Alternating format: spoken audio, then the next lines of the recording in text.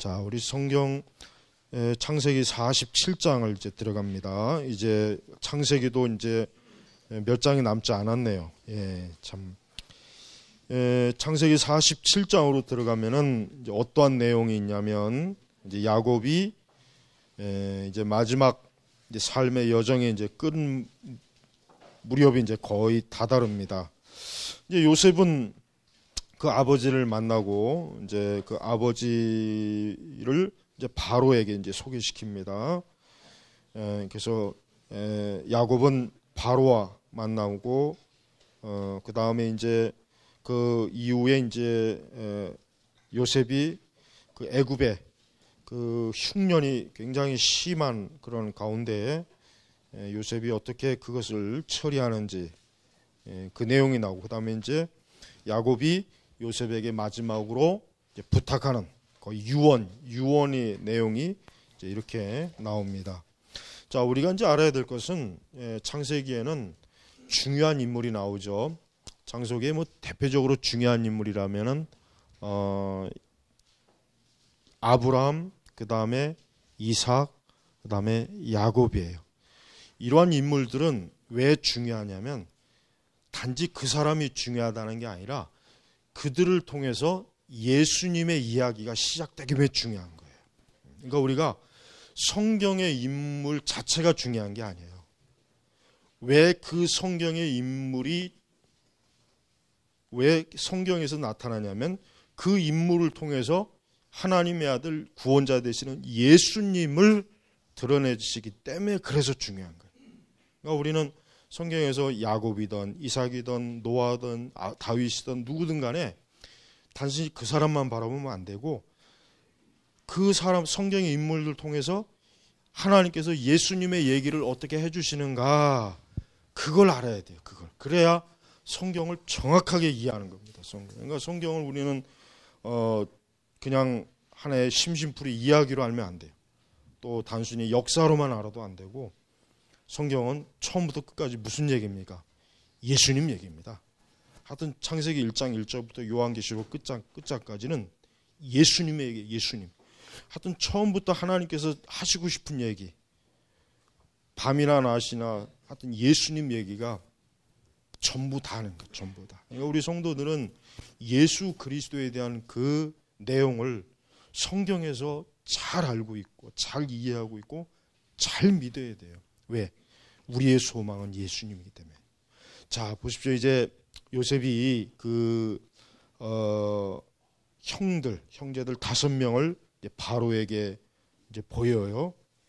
그래가지고 이 바로가 요셉의 형제들에게 묻기를 너희는 직업이 뭐냐라고 이렇게 물으니까 형들이 요셉이 알려준 대로 우리는 목자들입니다. 그렇게.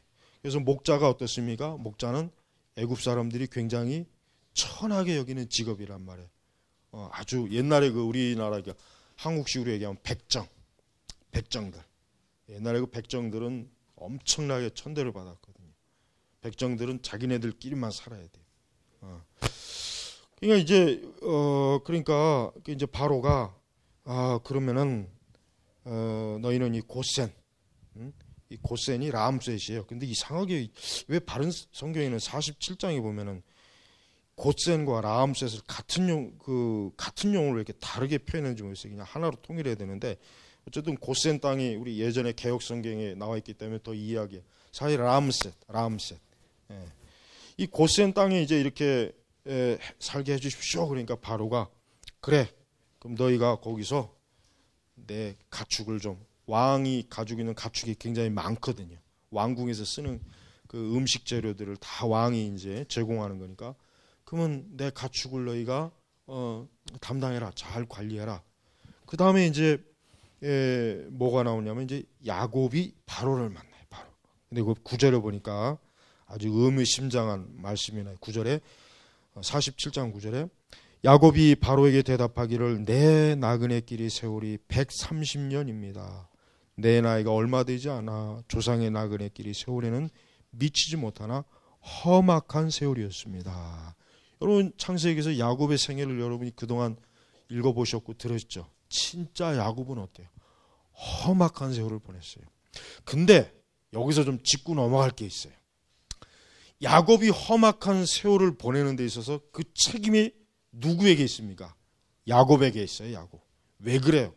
야곱은 하나님에 대한 절대적인 믿음, 하나님의 그 거룩한 뜻에 대한 그 온전함이 없었어요. 항상 어떻게 보면 늘 하나님의 뜻을 항상 자기가 자기 생각과 자기 계획과 늘 인본주의적 생각으로 늘 그냥 요리조리 어떻게 해요?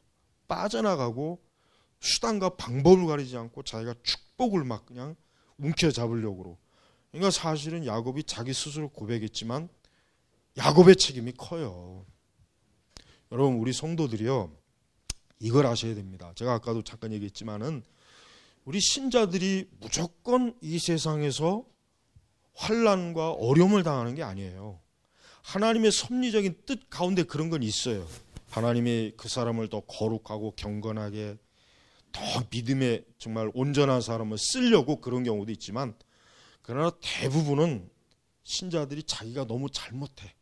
말씀에 불순종하고 세상을 너무 사랑하고 믿음이 아닌 육신적으로 막 참 너무 이렇게 빠져 있고, 그것 때문에 험악한 세월을 보내는 거예요. 그러니까 무조건 나에겐 왜 이렇게 고난이 많을까라고 하면 안 돼. 야곱은 사실 야곱이 그냥 순순히 하나님의 뜻을 그냥 기다리면서 그 교활한 수단과 방법을 쓰지 않고 그냥 잠잠했더라면은 험악한 세월을 안 보냈어요. 이삭 보여, 그 야곱의 아비 이삭을 보세요. 이삭은 굉장히 순한 사람이잖아요. 이삭은 꾀가 없어요. 그냥 좀 미련퉁이에요. 그냥 가만히 있어요. 뭐 이렇게 이삭의 성품은 좀 우유부단하면서도 이게 적극성이 없어요. 그냥 때리면 맞고, 그냥 있으면 있고 없으면 없음이에요. 이삭은 그러니까 어때요? 험악하지 않았어요. 이삭의 생애는 가장 하여튼 성경의 모든 인물 중에서 이삭만큼 평온하게 보낸 사람은 없습니다.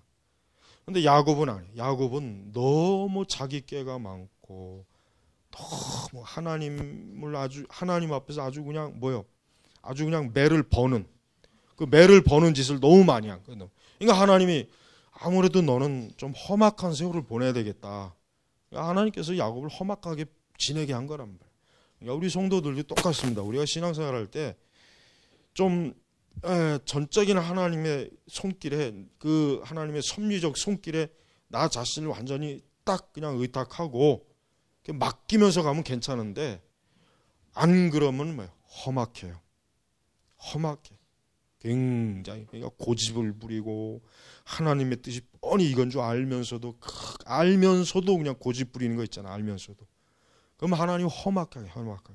그러니까 야곱이 왜 자기의 생애를 왜 험악했냐? 그건 야곱의 책임이 거의 대부분이 야곱의 책임. 하나님의 뜻을 잘 그냥 따라갔으면, 순리대로 하나님의 그 인도하시는 순리대로 그냥 갔으면은 이렇게 안 됐을 텐데, 그냥 왜 그렇게 사사건건 보면 야곱은 그게 아니었단 말이에요. 그래서 그런 거예요. 그러니까 야곱이 이렇게 자기의 험악한 세월에 대한 고백을 합니다. 그러면서 야곱은 바로를 축복해요. 축복.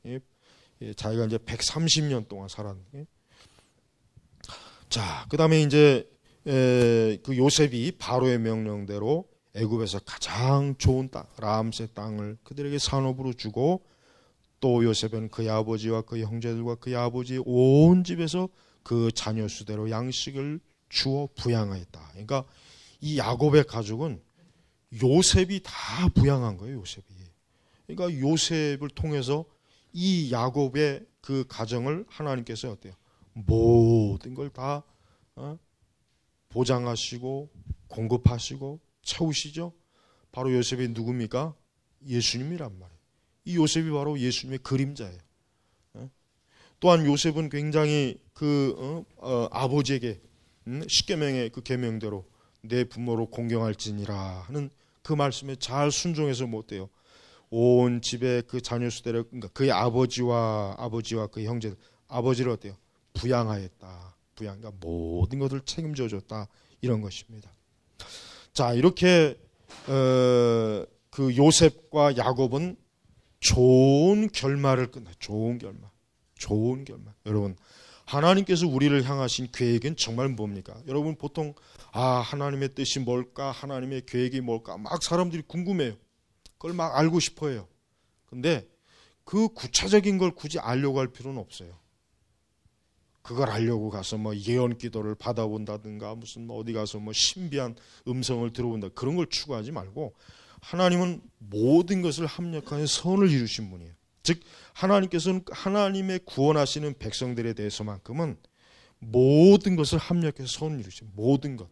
그러니까 성도는 지금 현재 내가 우리 여기 그룹 토의 주제 중에 하나가 뭐예요?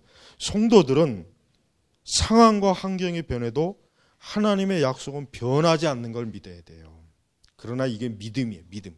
대부분은 상황과 환경이 변하면 하나님도 변한 줄 알고 있어요. 하나님도 변하는 줄. 그러니까 하나님을 떠나요. 하나님을 의심해요. 하나님을 끝까지 신뢰할 줄 모르는 거예요. 하지만은 요셉은 어때요? 요셉 자체가 정말 상황이 그냥 부잣집 그 막내 도련님이었다가 한순간에 애굽의 노예로 됐어요. 노예. 그러니 이게 완전히 상황이 바뀌었잖아요. 그러나 요셉은 어때요? 하나님은 변치 않아. 하나님이 자기를 향한 하나님의 거룩한 뜻은 변치 않는 걸 굳게 알았고 믿었기 때문에 순전한 거룩으로 애굽에서 또 참 변치 않는 믿음으로 잘 지내니까 결국은 하나님이 요셉을 어떻게 하나님의 뜻 가운데 온전하게 세워주지 않습니까? 그러니까 우리가 세상을 살아가면서 사실 우리 신자들의 삶도 상황이 변할 때가 있어요. 좋을 때가 있고 나쁠 때가 있어요. 항상 햇빛이 짱짱 찌는 날이 아니란 말이에요. 그러나 그 나쁠 때, 그 나빠졌을 때 그때는 어떻게 해야 돼요?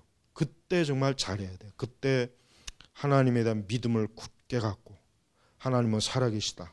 하나님의 말씀은 정직하다. 하나님이 하신 일에는 어떠한 것도 그릇된 일이었다. 하나님은 내가 믿을 만한 분이다.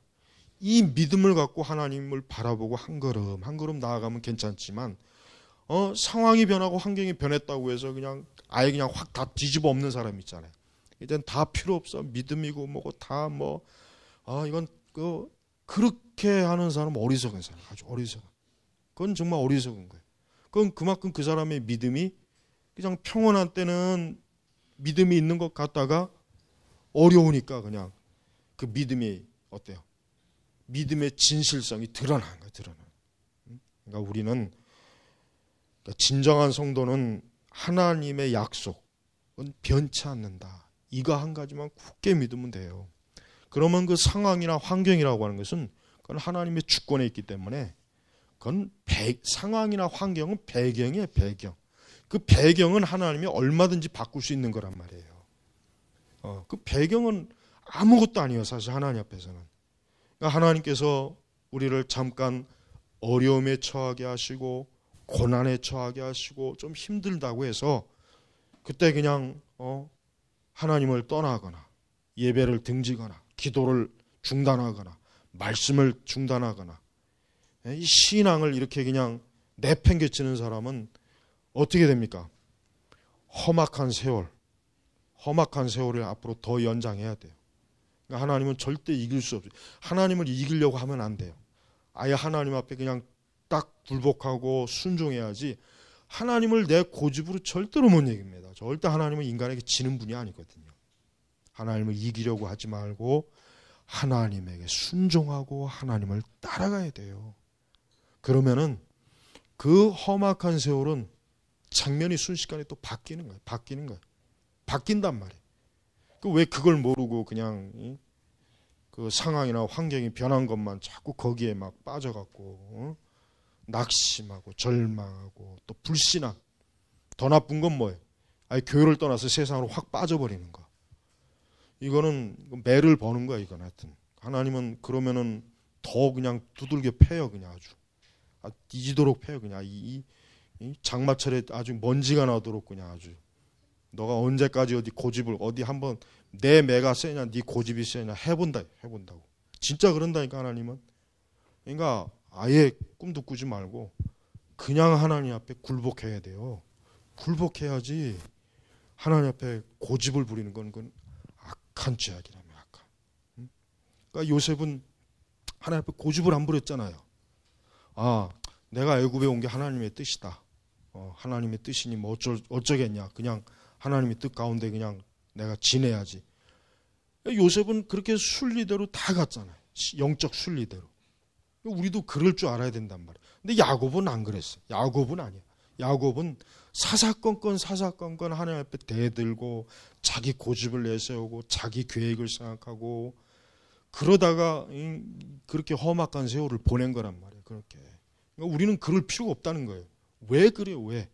성경에서 이러한 말씀을 준 것은 우리로 하여금 교훈을 얻으라는 거예요. 교훈을 얻으라는 거예요. 교훈을.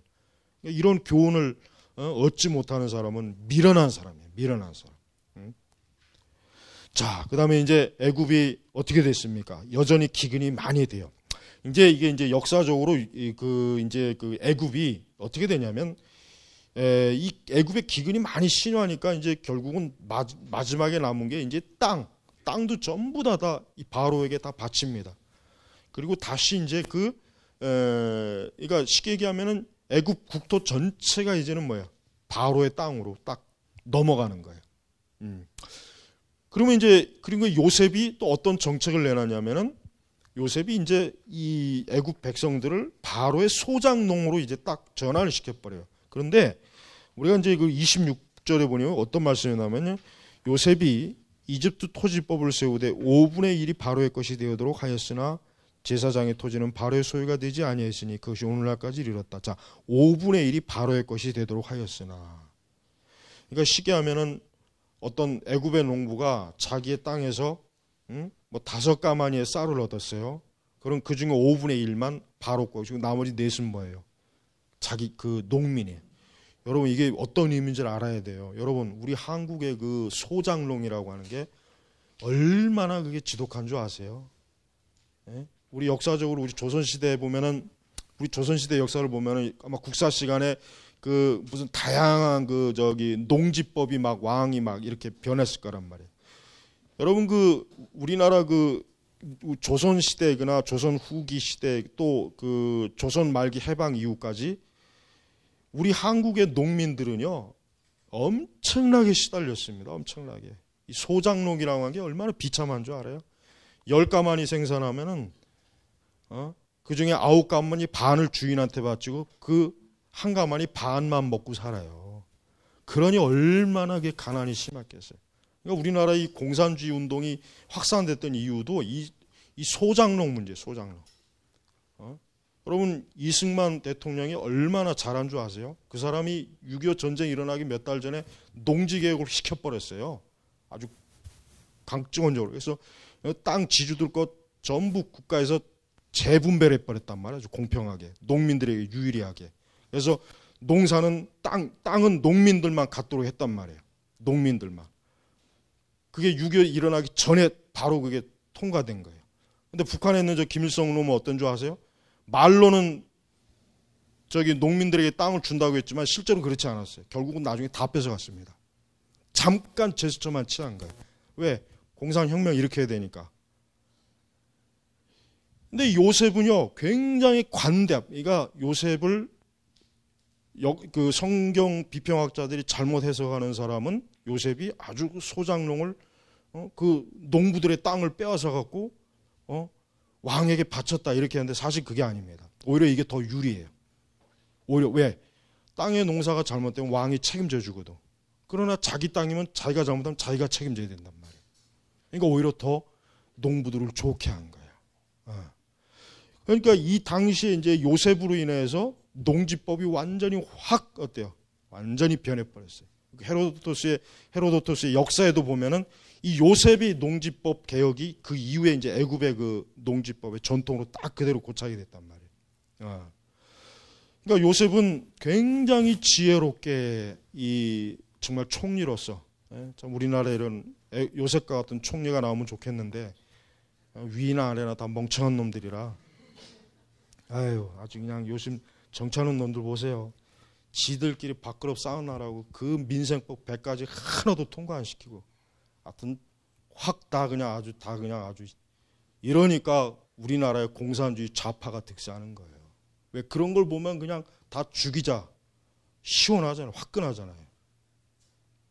그러니까 하여튼 우리나라는 이제 조심해야 돼.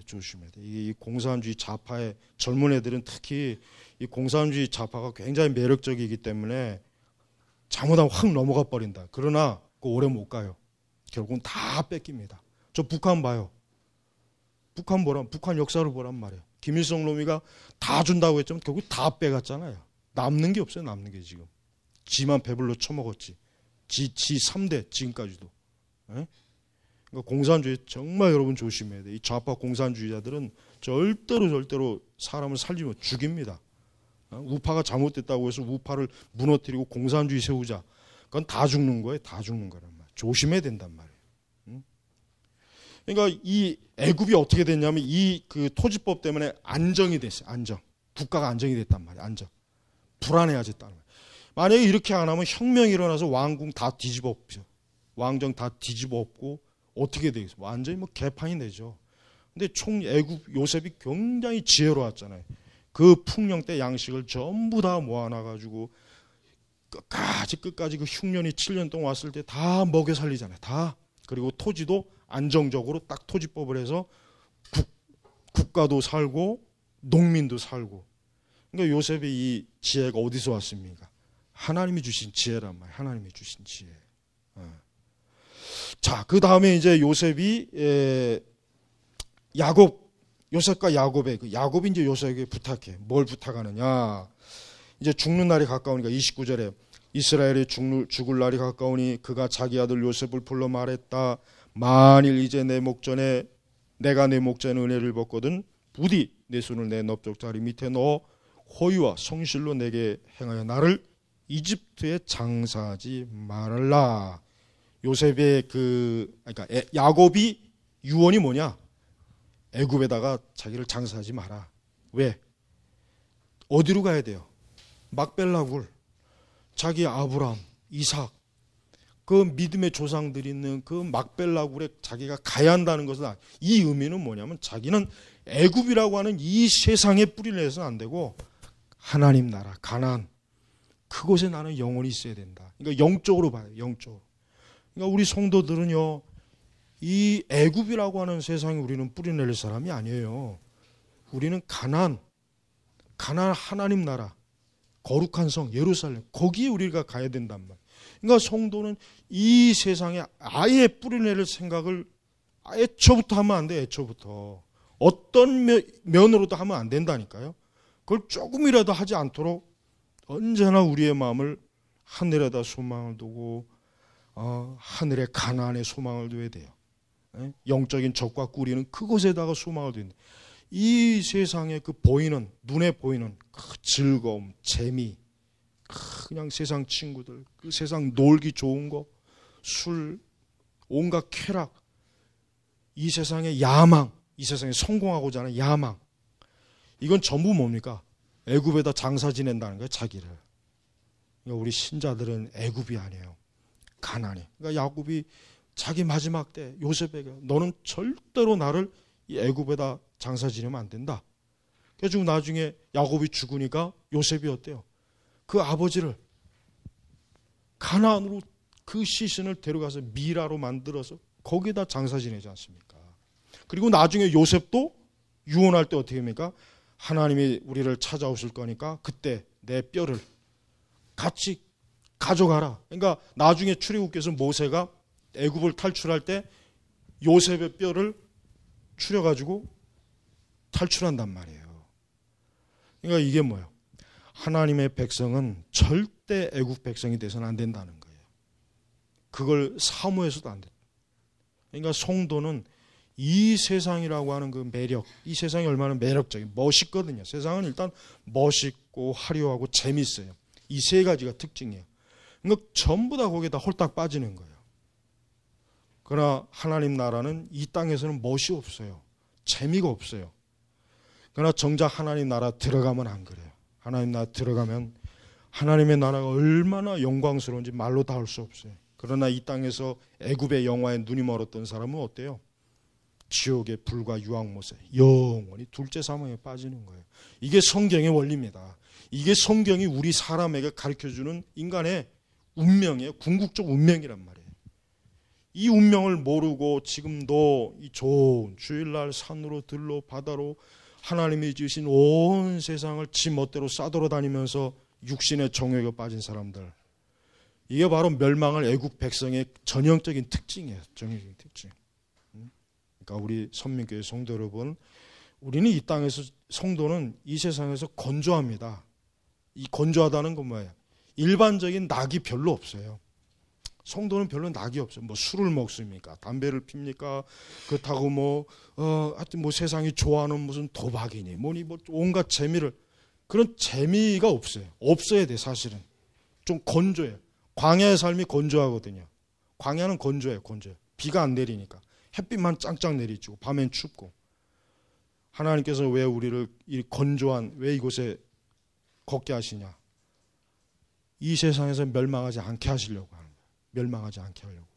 그러니까 우리 성도의 즐거움은 이렇게 예배의 즐거움, 하나님 말씀을 배우는 즐거움, 기도의 즐거움, 이 신앙생활 즐거움, 이거 자체가 즐거움이 돼야지.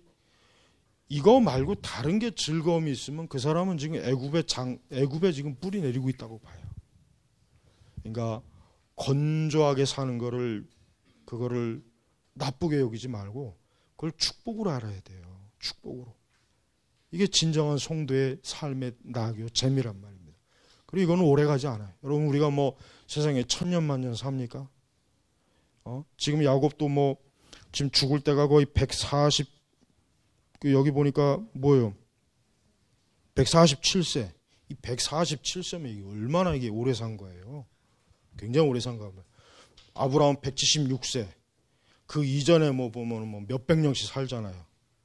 거기에 비해서 우리는 기껏 해봐야 70, 80. 우리의 생명이 그렇게 줄어든 거 감사해야 돼요. 우리가 만약에 수백 년 동안 고혈압에 시달리고 수백 년 동안 그냥 당뇨에 시달리고 1000년 가까이 그냥 누워가서 요양원에 있으면 좋겠습니다. 그거. 그러니까 인간의 수명을 줄여준 걸 감사해야 돼. 감사.